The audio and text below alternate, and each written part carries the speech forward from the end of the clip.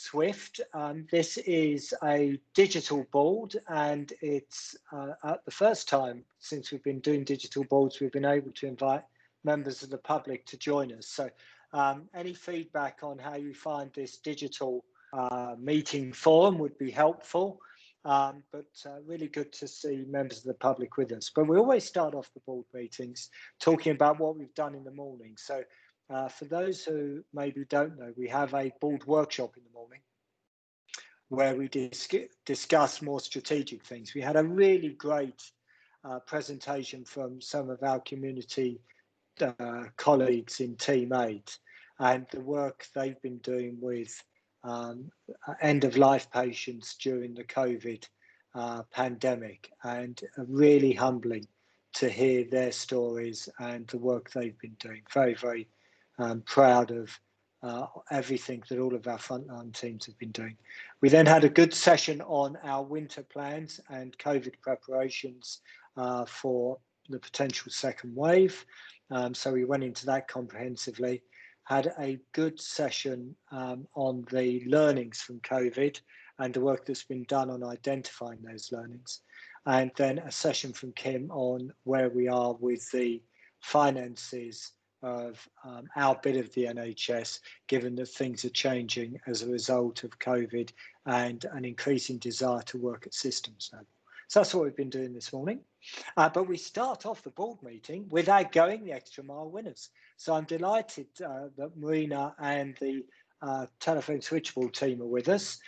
So in case you've never met me, I'm Russell Hardy, I'm the chairman. So we will first of all do the team winner. And the team winner of this spring Going the Extra Mile is the switchboard team. Now, switchboard team, my mum was a telephonist. So I've got a particular soft spot in my heart for people who work on the switchboard. But this is what the nominator said about the switchboard team.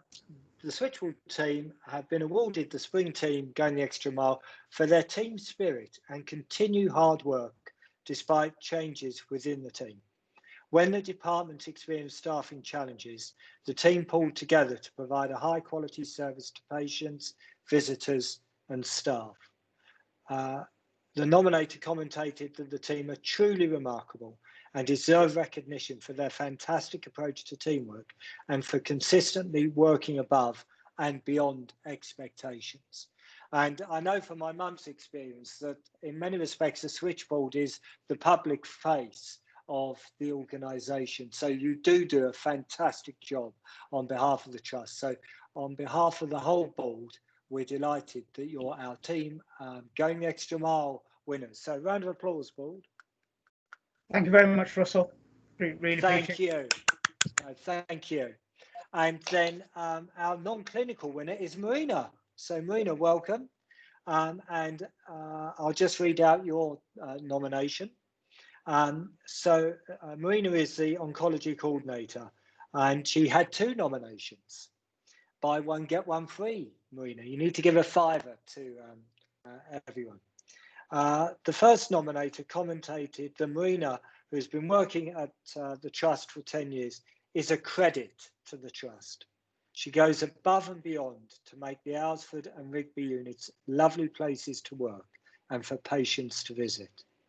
Marina always makes it her mission to ensure staff and patients are well looked after and happy. Another nominator stated Marina is very supportive to all staff and is a positive, approachable and understanding individual. They also noted that due to Marina's support and guidance, this individual has developed within their own role and grown as a person. So Marina, I think that's absolutely lovely that not only are you doing a great job and having a big impact, but you're helping others develop. So Marina, on behalf of the whole board, thank you very much. So Going the Extra Mile winners, you're very welcome to stay in the board meeting for the next couple of hours if you so wish, but equally we'd understand if you want to go and do other things. But again, thank you very much, guys. You're all stars. So we have a very full agenda today. So I will, as ever, try and be efficient in my chairing. But we have apologies for absence, first of all, from Fiona, who's taking a well-deserved break. So really pleased that Caroline's able to join us today and represent Fiona. So do we have any new declarations of interest? Please come off mute if you have. Okie dokie. So the last set of minutes of the meeting held on the 2nd of September, was everyone happy with the accuracy of those minutes? Please come off mute if you want to make any changes. Okay, great. So if we move therefore to page 17 of our pack, which is the action points arising. And the first was a COVID briefing update, including the winter plan to be brought back to a future board. That's on our agenda, but as I said, we did as a board do a deep dive on that this morning. And so that takes care of the first two. And then the next was for Helen to bring back an update on divisional budgets, what they start to look like, and the trajectories against each of the asks within the phase 3 letters. That's being worked on, Helen, isn't it? But you will touch on the overall trends in your section of the agenda. Yeah, I'll make sure I do. Thank you. Then in terms of information governance, security and protection toolkit, the DSPT, Charles to check on whether the new cybersecurity legislation included the DSPT self-assessment and advice. So I understand you did that, Charles. Yes, the action wasn't quite right, but we've sorted it out. Super, thank you. And then Helen to review the amount of calls being taken by the call centre in relation to clinic appointments since COVID and feedback to Sue. Helen, were you able to do that as well? Yes, thank you, Chair. Yes, Sue and I had an email exchange earlier on in the week around that. Okay, great. And then the next one is about showcasing the digital hub with photography. We're waiting for the official launch in November. So we'll come back to that and look forward to seeing all of that on the website. The digital hub, for members of the public who aren't aware of it, is a really great new innovation, which we should all be really pleased with. Then, and to update the board on the WRES nominations when one is available. Yes, I can give an update on that. So we nominated 2 members of the BAME network for the National Res Expert Programme, and both of them have got a place. Oh, great. Fantastic. Thank you. And it would be great maybe to see them at one of the board workshops for an update on how they found all of that in due course. That is the plan, Russell, because part of the requirements of the programme is that we give them access to board. Super, great. And then on medical revalidation, to think about some separate trend data for the next annual medical revalidation report, which is due in November. So we'll leave that with you, Charles. There is a bit of an update on that, Chairman. Because of the COVID disruption to appraisal, the audit's been stood down this year. So it's going to be next year, I'm afraid. This action's been there a long time. Okay, well, let's not lose sight of it, but we look forward with bated breath, Charles, to seeing that next year. Then Anne to include some data within her report about recruitment figures by gender profile. We'll come back to that next year, Anne. Yeah, absolutely. That will be incorporated into the annual report next year. Super, thank you. And then on the integrated performance dashboard, Charles to hold a session on frailty, and that's planned for the 4th of November. Still, Charles? Yeah, that's going to be frailty, but also more focus on end of life. Super, and futility. Yeah. Super, thank you. Then on the Foundation Group Strategy Subcommittee, Helen to ensure presentation on digital innovation come back at a future board. We will do that, Helen, in due course. And then on the integrated performance dashboard, Helen to bring back to the board or a board workshop the positive work done with primary care. That's also to be agreed, Helen, as part of the place recovery and restoration work, yes? And then finally, it sort of goes back to the earlier one, a presentation showcasing the digital hub to be brought back to the board, and we're planning to do that in December. So that's all great. Are there any action points that I have missed? Okay, super. So I think we therefore move on to the winter plan, which, as I said earlier, Helen, we did do a deep dive on this morning, but would you care to pull out the key points? Thank you, Chair. Yes, and we did do a really good deep dive into our winter plan this morning. So this paper really consolidates the workshop and the work that we've been doing. Well, the work that we do every year around mitigating a number of the challenges that we have moving through winter. And obviously this year is quite different because we need to put mitigations in for any further impact that we might see of COVID, and also making sure that we can still continue to recover all of our essential services for patients to the national ask as set out in the phase 3 letter. So within this paper you will see two scenarios that we have modelled for winter, as also including the COVID impact that we would see on beds, and some of the challenges that we've had around managing some of the social distancing and the requirements that we need to do to keep our organisation as COVID free as we possibly can, and make sure that staff are conforming to national requirements around social distancing. And so within the paper you will see a very familiar waterfall chart, and you did see a much more updated chart of that in workshop this morning, and unfortunately I didn't have time writing the papers to update that, but I will bring that back at the next time that the board wants to see an update on winter plan.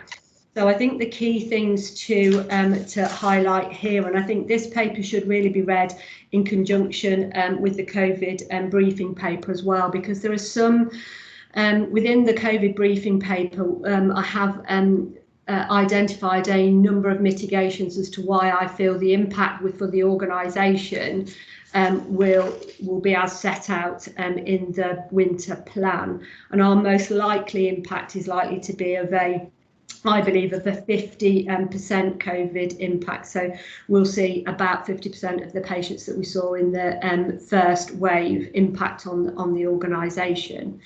So that would give us a 108 bed challenge, and we affectionately call this the 50 bed challenge. So this is a big step up for us within the organisation to be able to deliver that ask. But if you look then at the waterfall chart, as we discussed this morning, we have worked really hard on a number of schemes that deliver that bedded capacity in a different way. So those schemes that release beds so that patients can be cared for in a different way. And so we are in a positive situation, which is where I always like to be at this time of year. So we look like we've got about 30 beds in my back pocket worth of schemes, and we will still continue to work through the rest of the schemes. I think it is important to recognise that we don't really know what the future looks like, so we will continue to work through with our primary care and our out of hospital teams, but also with social care, to look at all the different things that we can do differently to maximise flow through all elements of the organisation, both in the hospital and out in the out of hospital services. I think one of the other things that we have done differently here is we planned quite a bit early for some of the surge capacity that we might need to use, because of the number is potentially greater than before, and that staffing is all in place now, which is a little bit earlier than we would normally have wanted to have done that. But as we discussed this morning, one of our biggest challenges is keeping the super stranded patients numbers down to where they currently are. So that's those patients who stay in the organisation of 21 days or more, and actually they're at a very low level, and I think that's a key piece of work for us to maintain, or key piece of performance really that we need to maintain moving into winter. And one of the big things that contribute to that is having the right staff in the right place and the patients in the right place, so that we can speed them through their journey and we have less delays. So that's a key difference, because those staff are all in place now with a good plan. So I'll just take any questions then, Russell. Thank you very much, Helen. So overall, despite the sort of challenges that we know the models are indicating we'll face, you're reasonably assured that we will be able to cope with our core view as to the likely impact of COVID? Yes, I feel quite confident that we will. Obviously, we will have days where it's tricky, because we always have tricky days as we move forward in winter, and we don't know what the weather's going to be like, and all of those things do impact on us.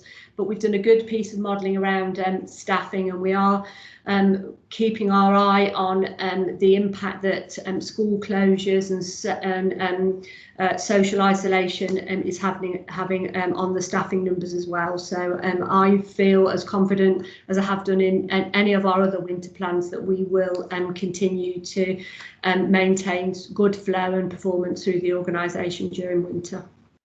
Thank you, Helen. And as I said, for members of the public's benefit, we spent over an hour on this and COVID this morning. Glenn? Yeah, just to reinforce what Helen said, winters are always difficult. And obviously this winter we have COVID, but also we have the end of the transition period of Brexit as well to deal with. So there's one or two things, but I think the last few months have kind of readied us for anything. So I'll talk a little bit in a moment about it, but I think one of the key things for me is doing the simple things well, and we've always been good at that in this organisation in terms of flow, because the impact on beds of flow not working is far greater than COVID. So it's really important that we concentrate on those things that, as I say, we're very good at as an organisation, that have always been part of our winter plan and are again this year. Super, thank you. So we have spent quite a lot of time on this morning. Any other? I've got one other hand raised, which I'm not sure who it is. Could you come off mute, please, if you've got your hand raised? Russell, it's Chris. Hi, Chris. Hi. I just wanted, Helen, it's a great report and really good session this morning.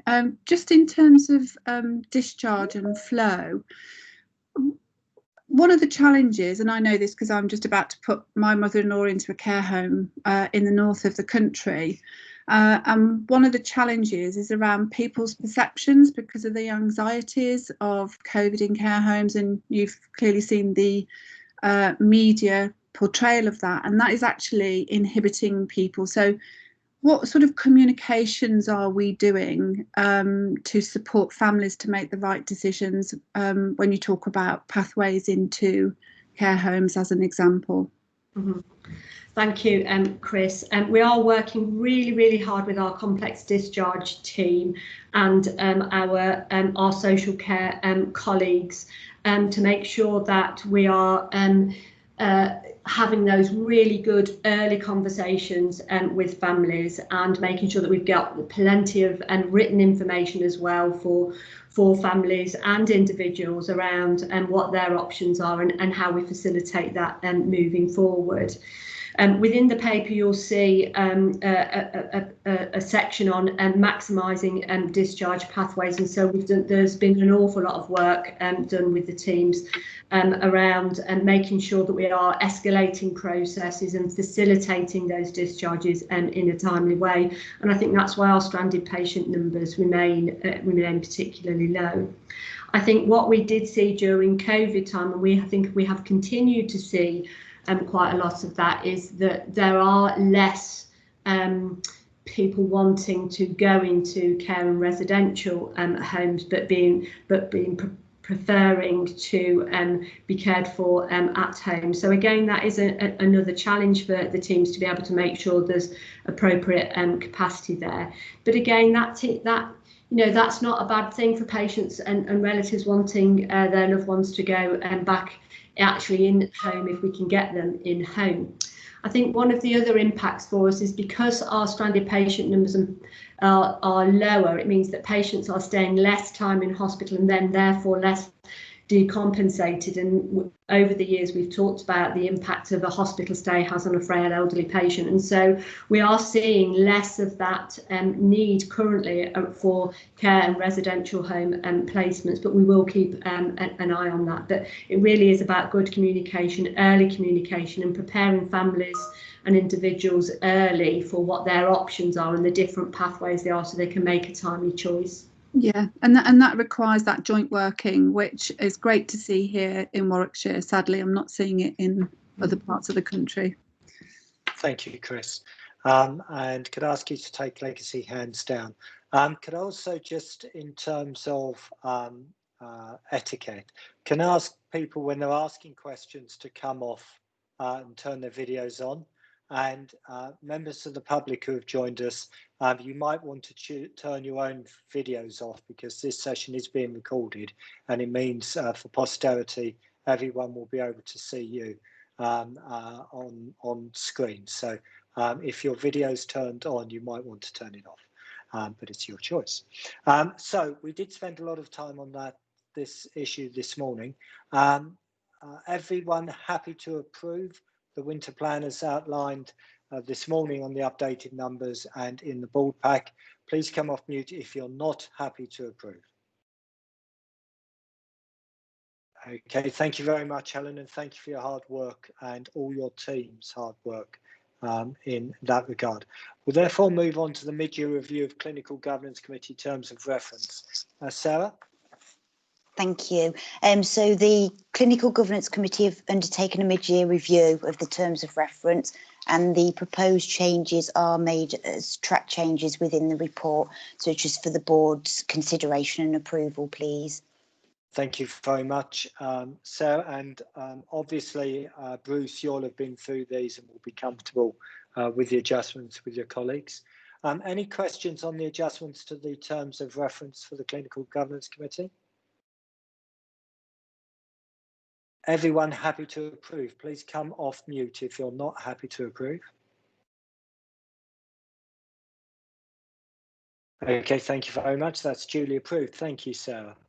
Thank you. We'll therefore move on to the performance review and assurance section of the board. Glenn, your report, please.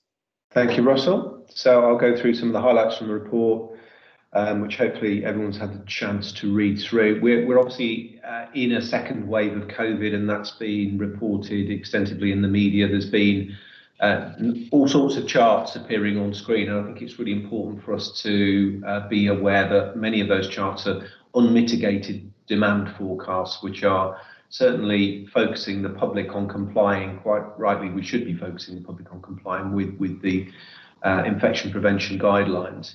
I mean, what we've seen locally is not a significant impact so far, relatively small numbers of patients.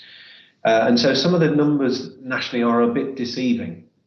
If you look at the total number of cases that we're identifying on a daily basis across the country, that is around about the same level as during the peak in April. But of course, now we are testing far more people.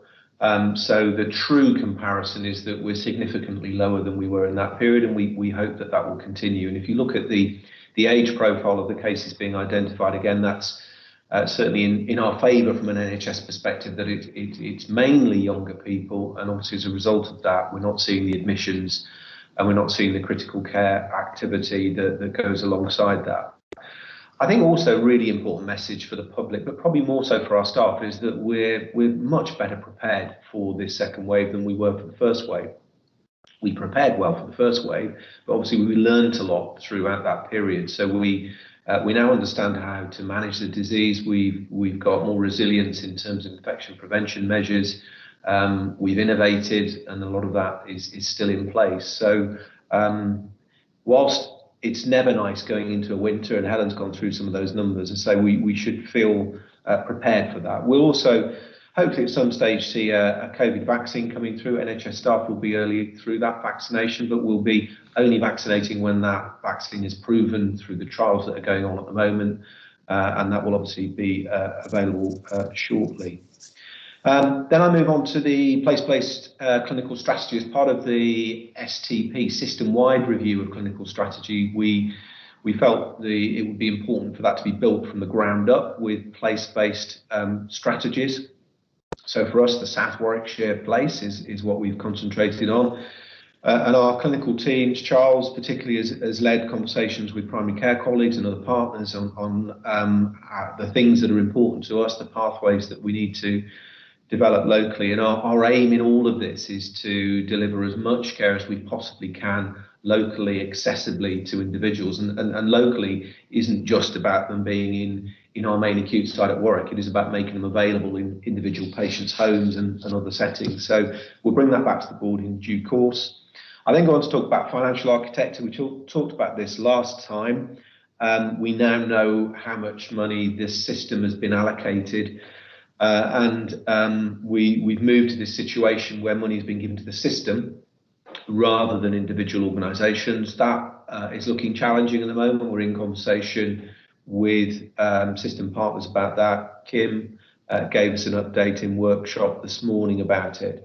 And we're also trying to influence the national position. So I'm fortunately involved in some of the regional work on finance, and that's found its way to the national finance team as well. So I think it's fair to say options are open in terms of the way the NHS runs its finances in the future. And I think it's really important to emphasise the strength of organisational governance that we can demonstrate here in South Warwickshire. I then move on to recovery and restoration. I don't think I would say too much other than we've done a very good job so far. I, for one, was sceptical about our ability as an NHS to deliver 75% of last year's figures as quickly as was being proposed, but we're already in the mid-80s as an organisation. So credit to the clinical teams, the way they've stepped up and delivered that recovery activity. Message for the public is we're open for business. We remained open for business for the essential services throughout COVID, and it's important now, particularly in this period slightly before winter starts, for us to do as much elective activity as we possibly can.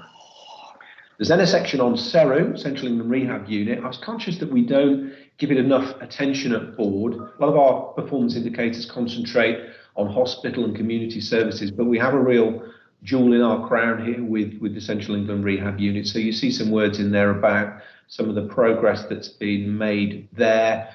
Some of the improvements in their performance are quite notable, and we're working on a revised strategy for them also.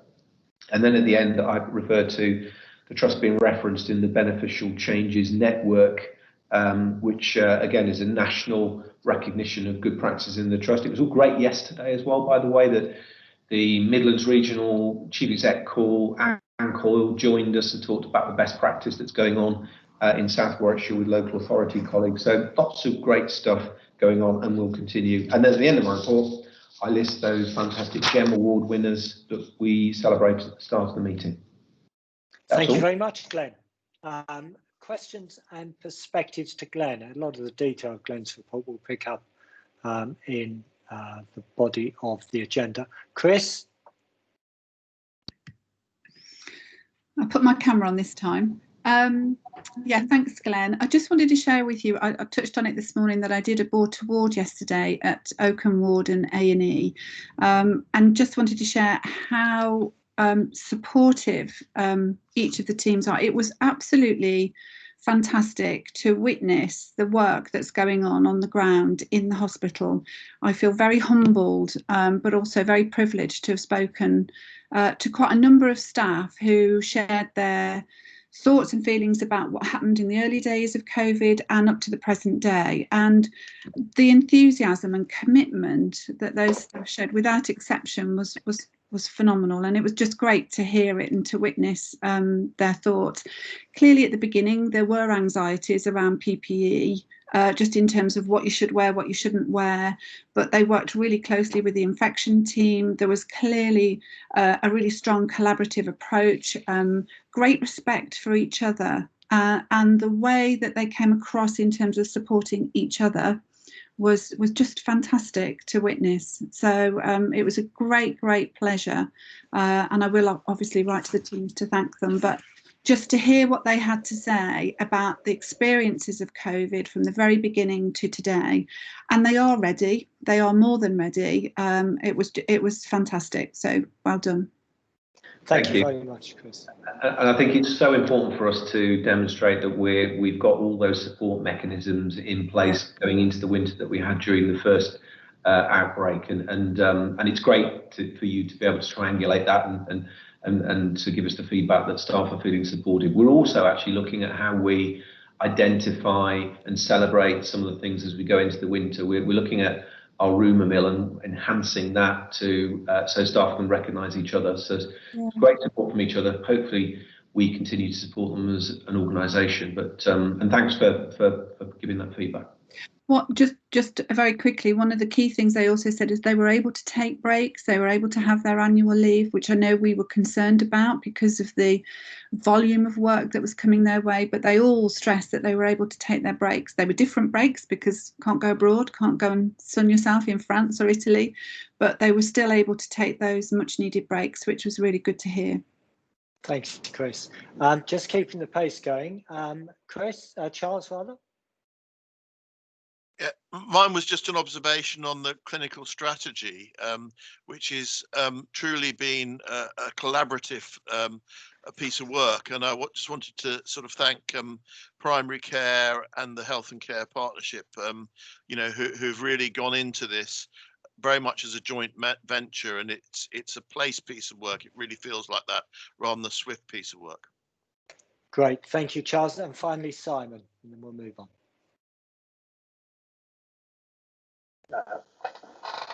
Thank you, Chair. Glenn, I think that first of all, there's three sort of public pats on the back, really. The work around place and recovery and restoration, I think, is really very encouraging. And I think we should be very proud about winning first and third place nationally around the beneficial changes network, which is, you don't often get all those pats on the back in one go, but I think that's very good. But in terms of the finance thing, and we talked about this a little bit this morning, is you talk about it being challenging, and I get the piece about systems, finance being challenging, but do we think there's any risk to us as an organisation as a consequence of it, or just simply more challenges around it? Good question. I mean, there are some risks because based on the current modelling and because of the way the finances work, we have the prospect of being in deficit as an organisation for the first time. Certainly in my history, other than the first couple of years while we were working at it, but it's so that's something that concerns me. And I suppose the concern about system working is that whilst we can spend a lot of time analysing our own position, and indeed you do as chair of finance and performance, we are tough on ourselves around efficiency and productivity. I'm not suggesting other organisations aren't, but I have no way of assuring myself that they are. So there is some risk around other people's financial positions pulling our position down. And then also the other thing that I referenced last month in my board paper was the elective incentive scheme, which is based on system-wide performance. And it's a bit more than an incentive scheme because there's a clawback if you don't deliver, and it looks like we probably won't deliver. Even though I'm giving you numbers that deliver from a SWFT perspective, the whole system fails, we'll have money clawed back from us and our deficit will appear higher. So there are risks and we need to find better ways as an NHS of working in systems with a bit more grip. And that's part of the work that I'm trying to influence nationally. Okay, thank you. Thank you, Simon. Thank you, Glenn. Okay, we'll now move on. Can I ask Charles to take your legacy hand down, please? So moving on then to the integrated performance dashboard. Anne, do you want to introduce this for us, please? Sure, thank you very much, Chair. Chris has sort of already touched on this in terms of the corporate and clinical teams and how they continue to adapt and respond to COVID-19. And in August and in September, I've had the opportunity to visit wards on our hospital site and speak to both clinicians and non-clinical staff. And it really provides a really good understanding of our collective effort in both responding to COVID and our ongoing response to COVID. So it's really thanking staff for this and their continued input into our ongoing response. When I was pulling together my managing director's commentary this month, it really struck me the volatile environment that we're operating in, and we touched on this earlier in terms of Simon's question around finances. But I think what is assuring, and relevant directors will go into this in more detail, is just our ability to adapt to that, and included within the reports that will follow is the detail on our how our services, our teams and our staff are responding to the situation, the live situation that we find ourselves in. So with that, I'll hand over to my exec colleagues.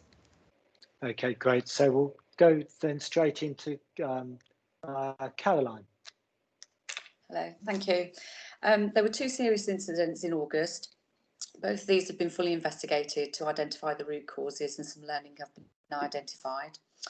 There was a slight increase in the falls in August, and so the information team are carrying out some further analysis for us on the age and presentation of those patients to see if this is due to a change in their profile since COVID-19. We have received some good feedback from the national audit of inpatient falls, and it was encouraging to show that the Trust already has high compliance with the recommendations made within the report. And we've recently taken some delivery of additional falls prevention alarm beds, which have been very welcome. There are no particular concerns regarding medication incidents, but there has been a recent dip in the VTE compliance, which is being monitored because it is quite a recent dip. And although it's a medical requirement, we have asked the matron teams to remind all the clinical teams of the importance of this requirement, and I would expect to see an improvement through September and October. Thank you, Caroline. Thank you. Any questions or perspectives to Caroline on the quality part of the dashboard?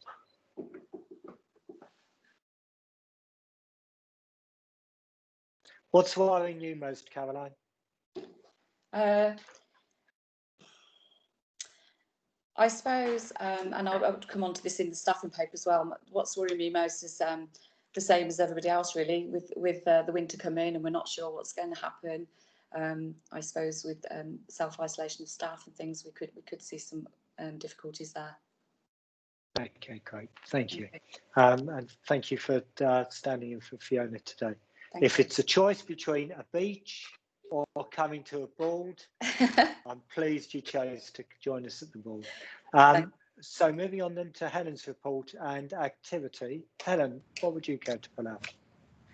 Thank you, Russell. I might choose the beach, but we'll move on quickly from that one. So what I am pleased to report overall in the Director of Operations report is we are starting to see improvements, even though they are only small improvements across many of our key performance indicators. And I think this demonstrates the ability of the organisation to recover, but also to maintain that recovery. We are, whilst we still have some red indicators, we are again seeing improvements across all of those, the majority of those metrics.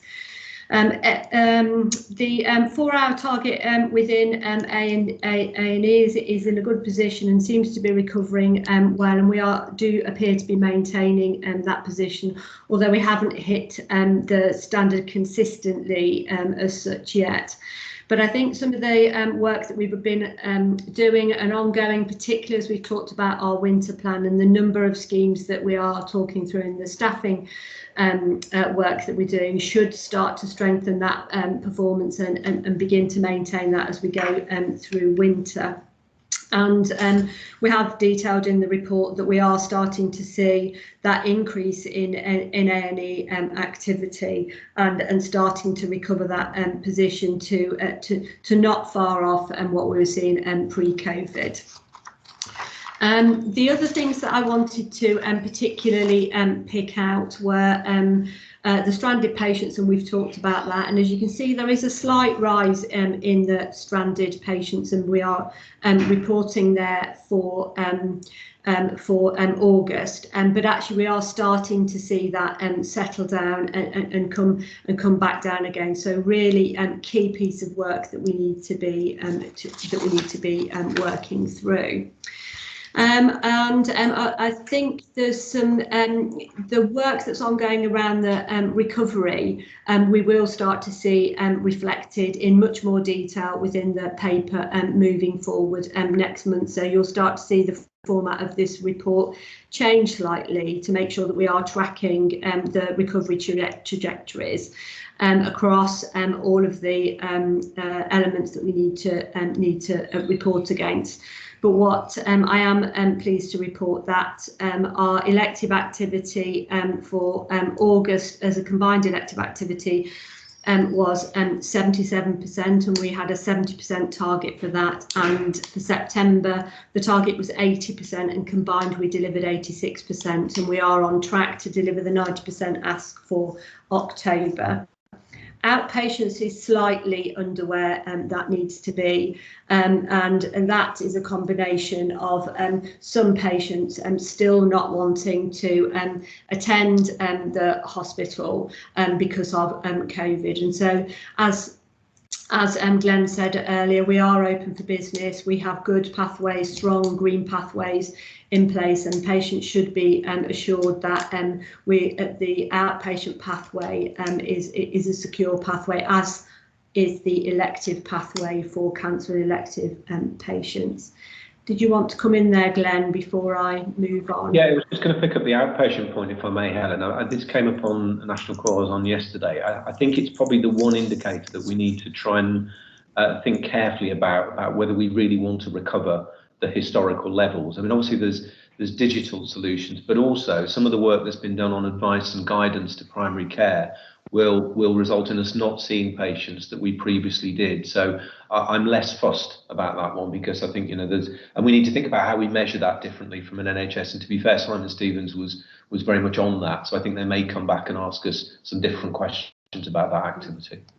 Yeah, no, I agree with you. And if you remember when we were talking last time about our considerable overperformance on particularly around referrals, actually we didn't really want to be back to 100% of those referral rates anyway. So actually the work that we're on that is ongoing with our primary care colleagues is actually managing some of that, and that demand piece, which is really seeing benefits, I think, for patients.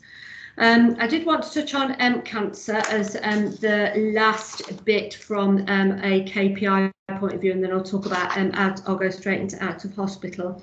So cancer is slowly recovering, and our big challenge for us at the moment is our 2-week wait.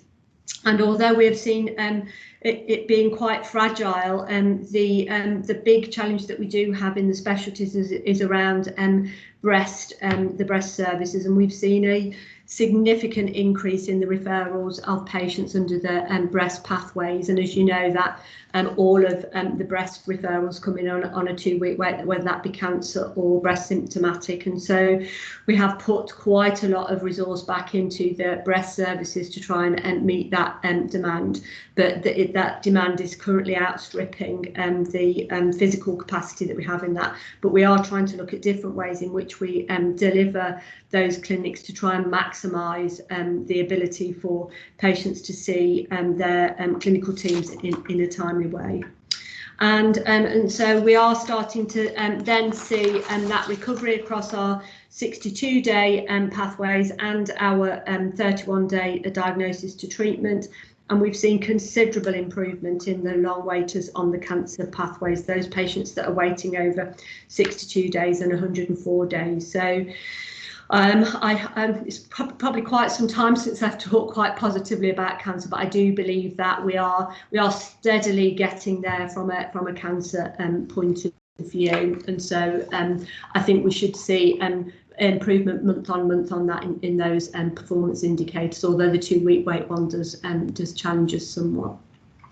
From the out of hospital report, there's a number of things that I wanted to pull out, and one of those was particularly around how we are beginning more and more to work across pathways, and the really thinking differently about how, working with our out of hospital teams, we are managing a number of those pathways. So as part of our recovery and restoration work, we are looking at different pathways for frailty, for a number of the long-term conditions, and how we support the care homes in admission prevention, and try and, wherever we can, really support patients to have treatments in their place where they live. So some huge pieces of work going on in out of hospital to really strengthen that care out in the community.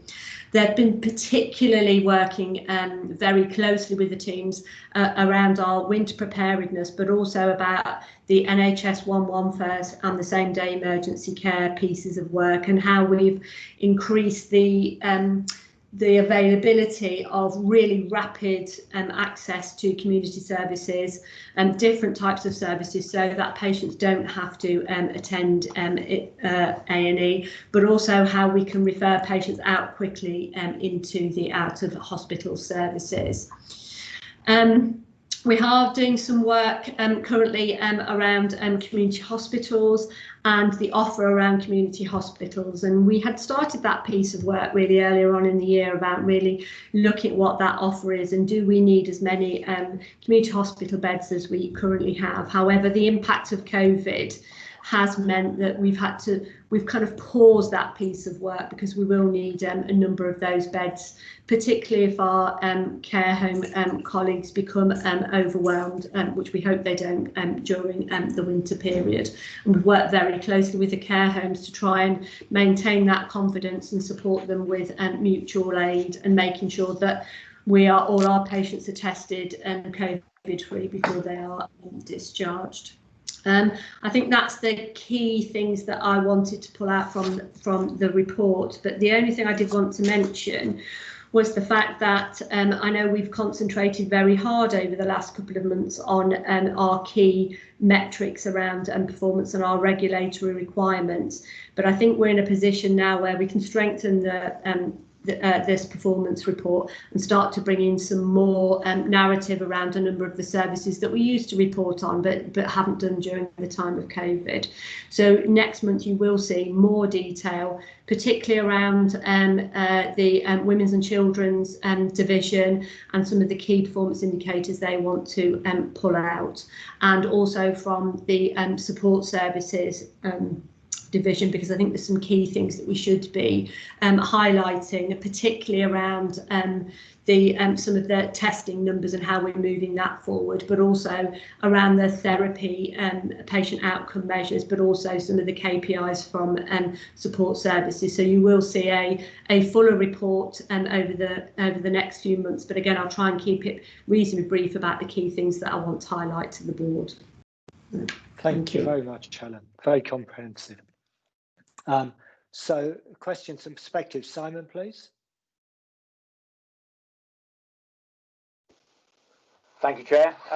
Thank you, Helen, for a good report. I think on out of hospital, historically, it's sort of been an island joined by a bridge to the acute services, and all the work you're doing on trying to get greater integration with out of hospital and the acute hospital, the integrated pathways you talked about, I think is really very good.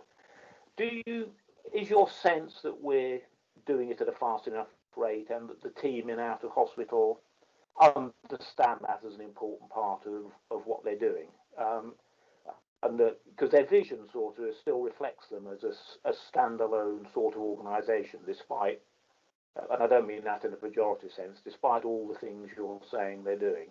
So is your sense we're going at a fast enough rate, and that it's all aligned to do that?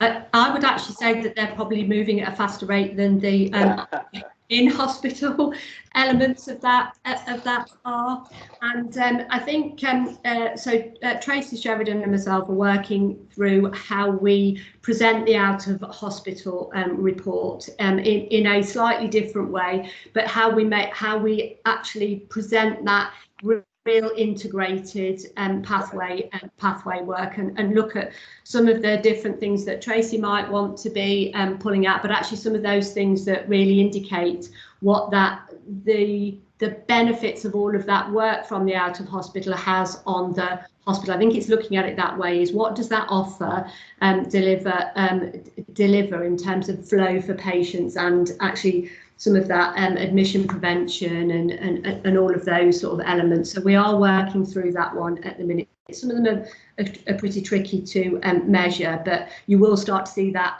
report change as we move forward. Super. Okay, I'm conscious of the time a bit, guys, because we've got a long agenda. Glenn?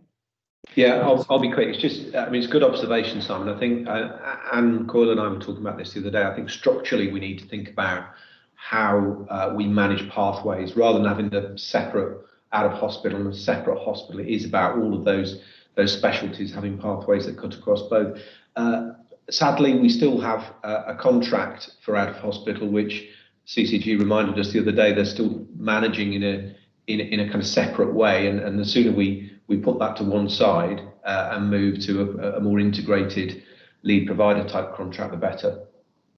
Because in an ideal world, the process should lead the structure, shouldn't it? And I know you're led by the contract to a certain extent, but I take your point. Great. Yeah. Simon, just so you're aware, it does sound as though you're speaking from a tunnel. I think the other thing is patients and their families don't understand the different bits of the NHS. For them, we're just the NHS. And Rosemary, I think you had your hand up, please. Yeah, thank you, Helen, and a really useful report.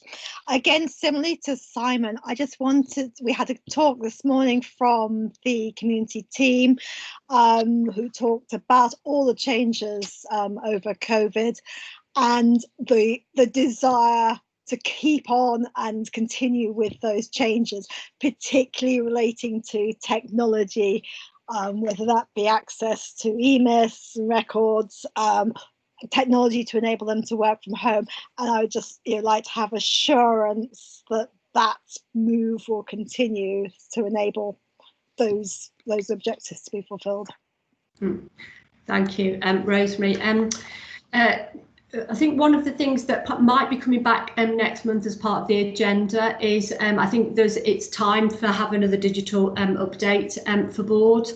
And I think that, again, there has been an awful lot of work that has gone on since you last had an update.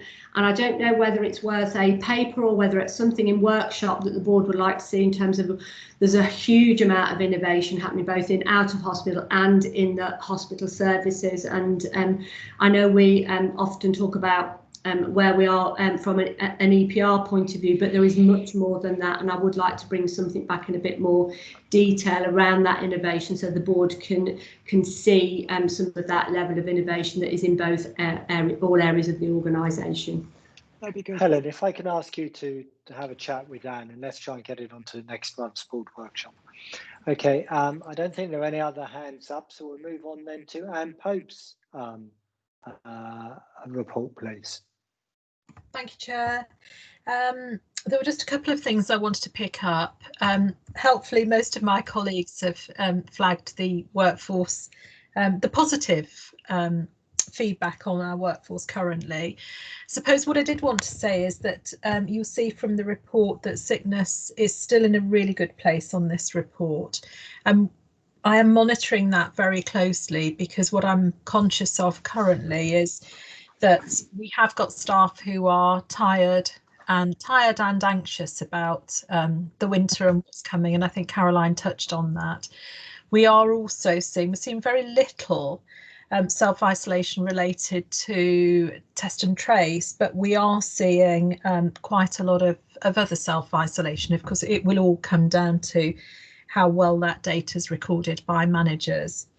But so that's one that I'm monitoring very carefully. We've not only continued with our wellbeing programme, but we have actually ramped it up a bit and introduced some new things, trying to listen to staff and hear how they're feeling, and working very closely with our clinical psychology department to work out what more we can do and what different we can do. And in fact, at lunchtime, I dialed into our weekly wellbeing mindfulness session, and that's still really well intended, which I think is a good indication that we're doing some of the right things for our staff. That's probably all I wanted to pick up this month. Thank you, Anne. Questions and perspectives to Anne? Okay, great. Thank you very much, Anne, for your hard work. So we'll then move on to the money, Kim. Thank you, Russell. So Glenn kindly did a good piece right at the beginning about the financial regime. So a couple of things I just wanted to highlight in my report. The first is obviously the top-up. So we've claimed just under £3 million of additional top-up funding in order to break even for the first 5 months of the year. The other key thing to note that's not specifically mentioned in the report is, as you've been aware, we've been working with South Warwickshire CCG for a while now to resolve historical differences between the two organisations spanning a few years. And I'm pleased to report that we have now agreed a full and final settlement with the support of NHS-IE, and that will mean that transactions will flow through over the next few months to reduce both our debtors and creditor balances between the two organisations. So pleased to report that. And then the other thing is we've got a strong cash position as well, so that's pleasing to report. Thank you very much, Kim. And I think it's worth me putting on record as well. Thanks to our CCG colleagues for their joint working collaboration with us on finding a solution to the historic accounting issues between us. I think that's a good result for the system. Questions and perspectives to Kim, please.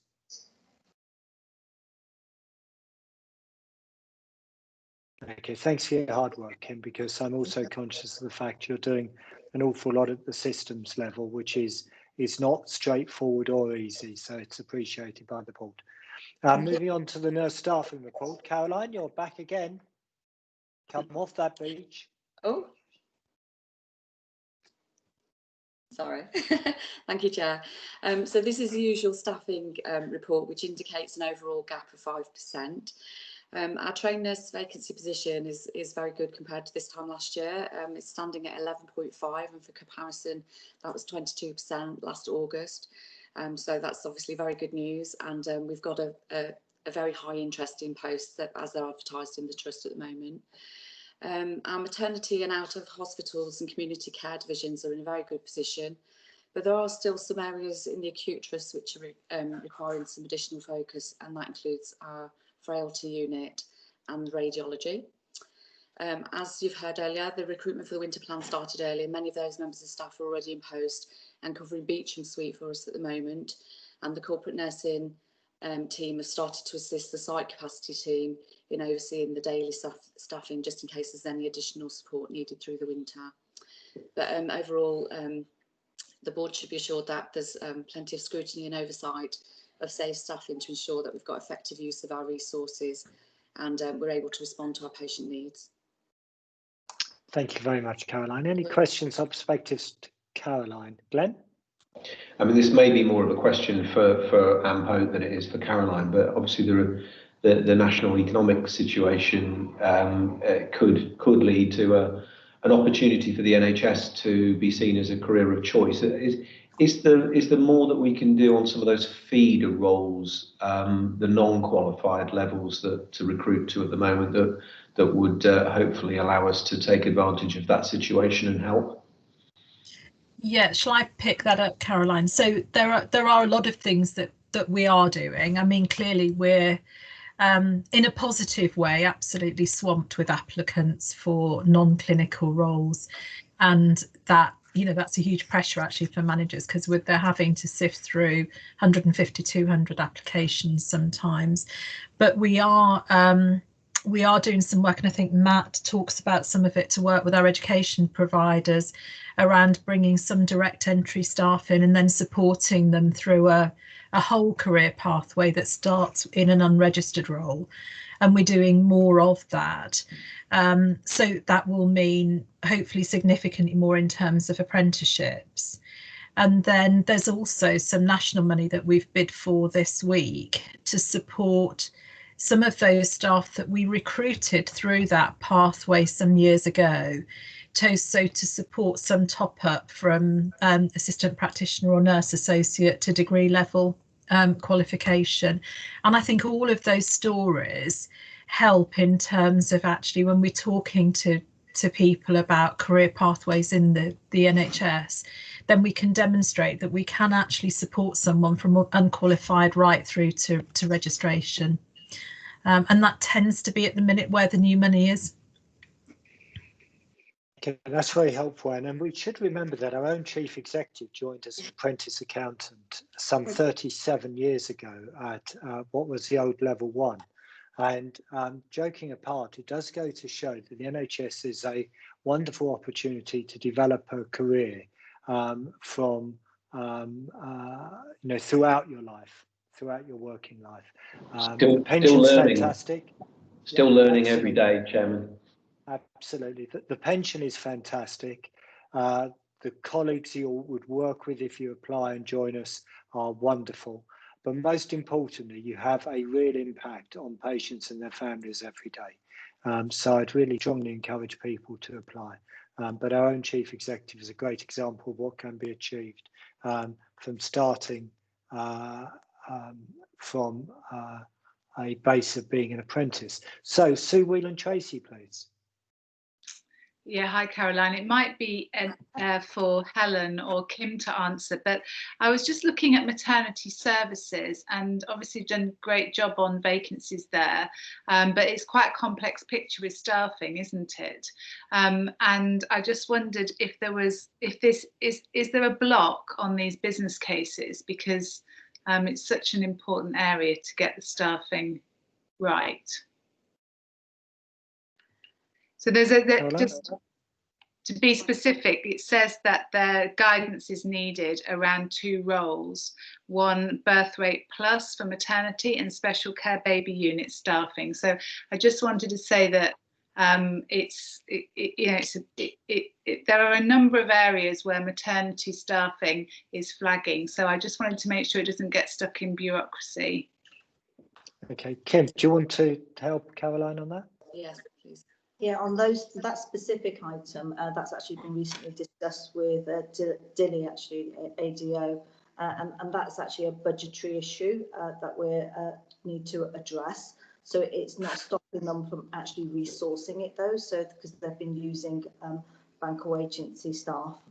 We're trying to we're resolving the budgetary issue so that they can go out and recruit properly recurrently.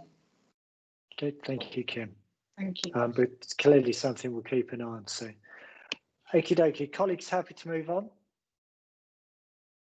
Thank you. I've still got one hand up, and is that, so I think that was you, but it's you've asked your question. Okie dokie, so then moving on to the Audit Committee report from the 9th of September, including the annual report. Rosemary, please. Thank you, Chair. I will take the audit reports as read and know that that will be going to the Council of Governors next month. In terms of the points we discussed at last time's meeting, the key area I just wanted to highlight was an internal audit report which looked at our controls around Mental Capacity Act and consent. This is the consent questions which are asked when a patient arrives at the hospital and how that is being documented. I think it highlighted concerns both at an initial arrival at an emergency department stage and also within the first 24 hours. However, I mean, this exercise was carried out some months ago. And there is already steps being taken to address this. However, I think it should be recognised that the systems within ED, very clunky systems at the moment, means it's a challenge for the staff when they've got such high footfall to properly address and document consent, which is very important and recognised by the CQC. So getting systems issues around this is critical. Thank you very much. Rosemary, sorry, were you going to make another point? No, I just noticed the comments come up, but that was all I really wanted to say. Okay, great. So Helen, did you want to reply to that? Yeah, yes, thank you, Chair. I just wanted to give the board some assurance around the progress on our ED IT system, and even though we have had to deal with COVID and also the almost complete restoration of numbers into ED, the team are very, very keen to keep going and keep the pace going. So work is ongoing, and we are on target to have implementation about March time of the ED IT system. And as we've talked before, the system that we currently have around Lorenzo is not really in any way, shape or form ideal for a busy ED department. So the team have picked the system that they wanted, and they're really keen to get that in. So they are fully engaged in that piece of work. So that once that's in, that will make a significant difference. Yeah. Okay, thank you, Helen. Colleagues, happy to move on? Okay, so we'll move on to the Clinical Governance Committee report. Thank you, Rosemary, for the 9th of September, including the Infection Prevention Board update. Bruce.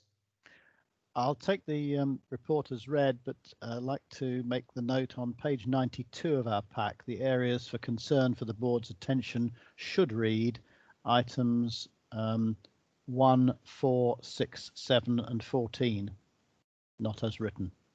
1, Okay, 4, thank you, 6, Bruce. 7 and 14. Happy to take any questions. Thank you, Bruce. Any questions or perspectives to Bruce? Thank you, Bruce, for your chairing and everyone involved in clinical governance.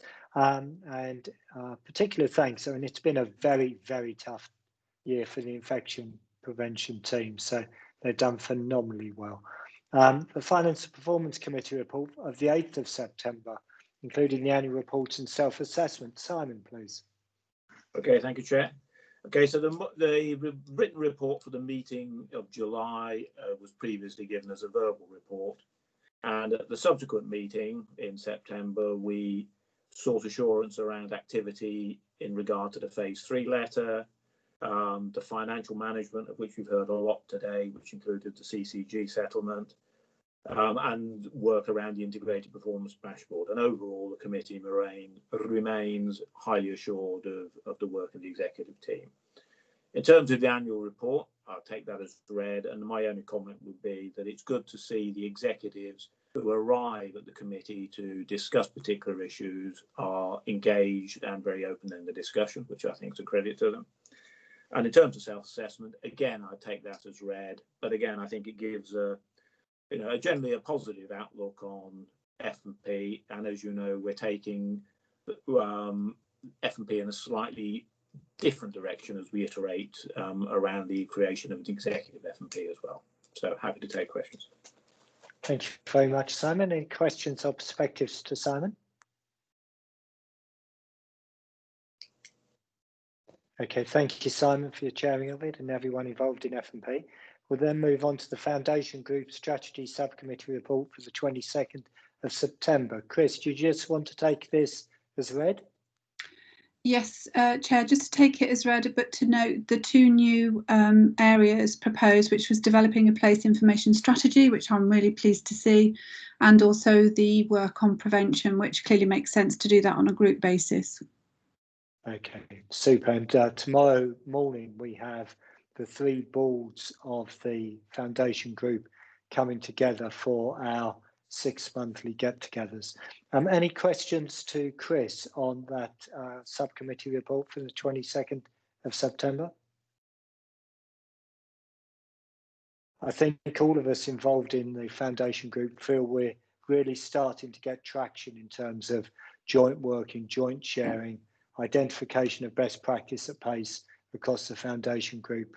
So I think for members of the public and for the population of Warwickshire, there are real benefits starting to come through to you behind the scenes from us being part of the Foundation Group. We'll move on to the Capital Programme quarterly update report. Sophie, anything you particularly want to pull out? Thanks, Russell. There was just a couple of things to highlight. The first is just to highlight the positive news that we've completed the ITU project. and the team moved back in last week. And that's really important because it's putting us in a very good place now, picking up on Helen's report, for the ability to manage COVID and non-COVID patients in that facility. So that was a tremendous amount of work, everyone pulling together on tight timescales to complete that. So just wanted to highlight that piece of work. And the only other thing is around the other pressure, which is the £2 million national funding that we had, with the caveat to spend that by the end of December to support our A&E department. We're making good progress on the delivery of the modular build on time for that, but there's a bit of further work to do to really maximise that. And I see that as coming back to board next month as a paper. Super, thank you very much, Sophie. Any questions or perspectives to Sophie on the capital update report? I have a hand raised, although I can't see who it is. It's me, Russell. Oh, thanks, Glenn. Just an observation, Sophie sporting her I've had my flu vaccine jab there, just a reminder for everyone that we should be taking the vaccines when offered to us.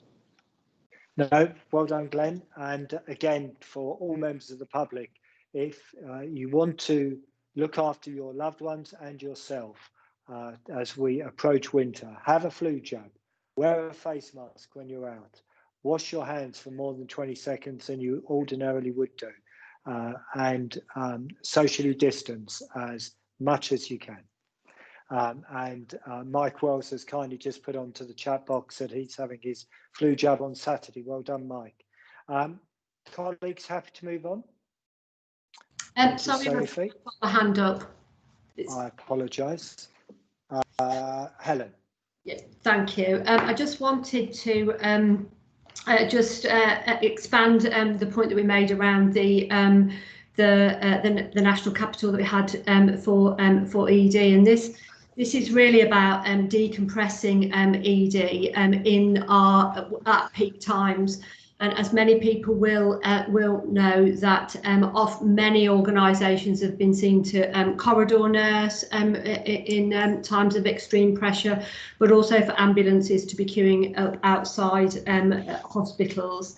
That's not the case here, although we do have times when there is pressure. But these schemes are really to be able to make sure that we don't do this during winter time. So an expansion of parts of the A&E footprint, so that we can still maintain our COVID-free pathways. This is also an improvement of some of the paediatric pathways as well, and also facilitating some additional space for the orthopaedic team for fracture clinics. So I think this is a really significant piece of work for us, and just thanks to all of the teams for pulling this together, because it's going to be a really challenging programme on top of everything else. And I have also had my flu jab.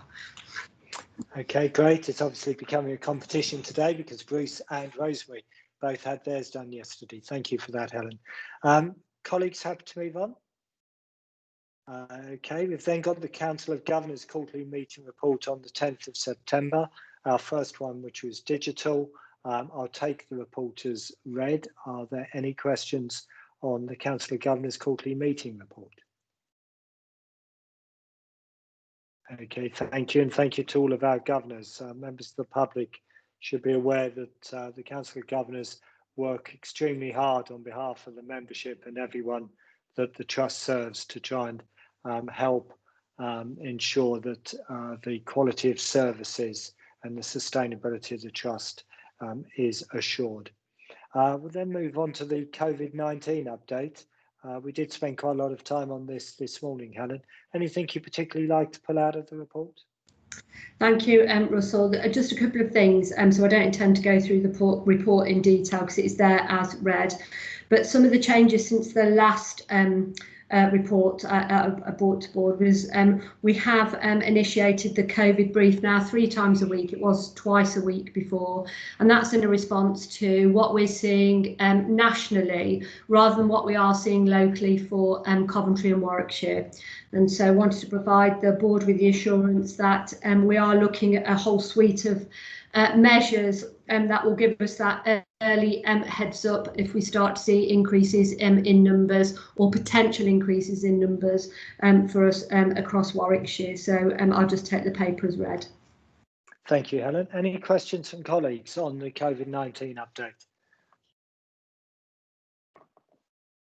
Okay, apologies, my system isn't the easiest. Sue, Will and Tracy. Yes, Helen. I just wondered about rapid testing capability, and I see we've got 6 tests at the moment, and I was wondering if that's enough to continue our excellent progress on restoration and recovery and looking ahead at COVID, or are we expecting more capacity soon? Thank you. Glenn, to answer that, Helen. No, I can answer that one.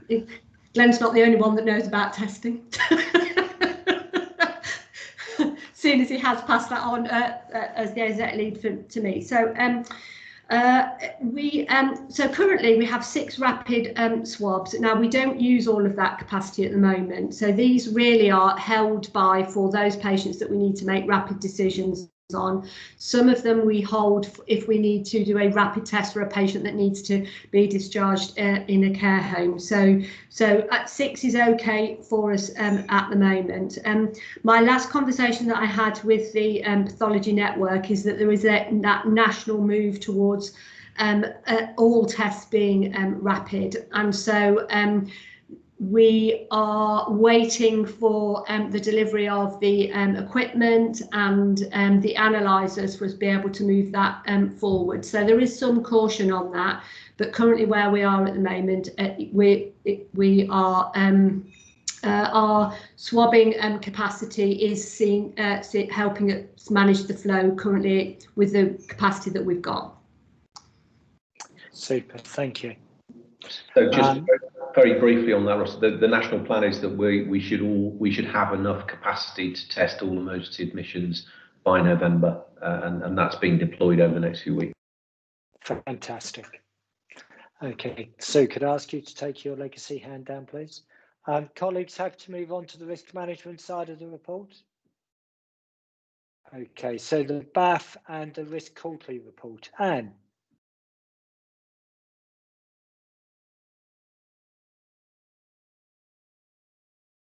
And Coyle.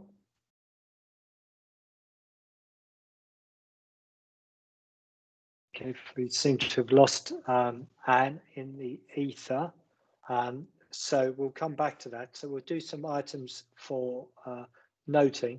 The first is a summary of ratified policies, which I will take as read, as that's down with Anne as well. Any questions on the summary of ratified policies?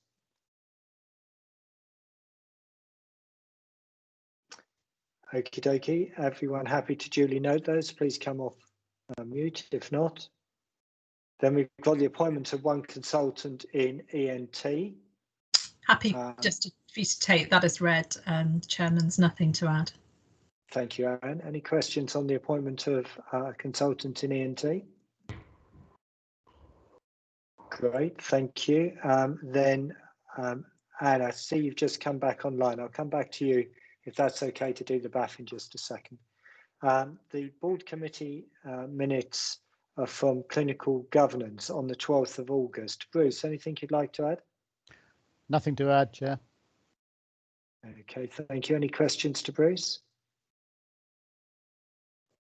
Okie dokie, thank you. Then the F&P of the 30th of July. Simon, anything you'd like to add to those minutes? No, nothing to add, Chair. Thank you. Any questions to Simon? And then the audit committee of the 20th of May. Anything you'd like to add, Rosemary? Nothing to add. No. Thank you, Rosemary. Any questions to Rosemary? Then we've got the updated register of directors' interests. Sarah. Thank you. So there's just one change to Bruce Paxton's interests, which is highlighted in bold and straight through. So to asking the board to formally receive and note, please. Everyone happy to formally receive and note that? Please come off mute if you're not. Okay, great, thank you. So just going back to the BAF and the risk quarterly report. Anne. Apologies, Chair. So yeah, so the BAF is there for information, and happy to take any questions or queries on its content. Okay, thank you very much. And any questions on the BAF and this quarterly update? Okay, thank you very much. So we then move on to any other business. Any other business, colleagues? Please come off mute if you've got any other business. Okay, then I think we've got one question from governors, and apologies for the fact that it is a different format and we're asking governors and members of the public to give their questions in advance. Sarah, could you please read out David G's question? Yeah, thank you. So it's regarding Ceru ground floor space. So David says he's been told that the latest suggestion is that Campion Ward be moved into the vacant space and the use of the space currently designated as Campion Ward undetermined at present. This smacks of desperation to use for something and spend money even though Campion Ward is adequate. In an answer to me of an earlier question, Glenn mentioned using for COVID-10 rehabilitation. This concerns me as presumably the effects of COVID will eventually disappear, making long-term plans non-viable. At the original Ceru project board, Jane outlined various possibilities for the use of the empty space. Chief amongst these was for paediatric rehabilitation, where there is a severe shortage of specialist facilities. There will always be children, so would this not be a sound long-term possibility? And I think Sophie's going to answer this one. Thank you, Sarah. Sophie. Thank you. So before Fiona Burton went on leave, I did talk to her about this just to make sure I got the quality angle on this. So the board approved this case last month, and there absolutely is a quality element to Campion Ward. And we've had a lot of feedback from patients and staff about the quality of that area, and actually a long-term plan for us wouldn't be to leave it in that state. There's also a lot of benefits for co-locating that ward under the other one, so that the teams can work in a more cohesive and different way. And then finally, we have done this development in a way that still allows us to look at other options to use the space. So there'd be two empty spaces on each of those ward levels in the new block. That would allow us to align any future developments with the strategy. And you saw in Glenn's paper today, there's been a lot of work done with the clinical team. That area's been void for a number of years now, and a lot has happened in the last few years. So the clinical team have pulled together what they believe the future strategy is for Ceru, and that's coming back to board in the next couple of months. So I think those options are still open, if we still think that's the right thing to do. However, it was agreed that moving Campion Ward was the right thing to do with the capital programme this year. Thank you very much for that answer. So again, I'd encourage members of the public, if you do have questions, just to post them in advance, and then we will be very happy to answer them. Equally, if any questions arise out of this board, I know Glenn and I would be very happy for you to email us, and we will answer them as quickly as we can. In the meantime, thank you very much for joining us. We look forward to seeing you at the next board, which is on the 4th of November. Again, it will be a digital board. I think we'll be in a digital world at least for the next 6 months. So thank you everyone for your involvement.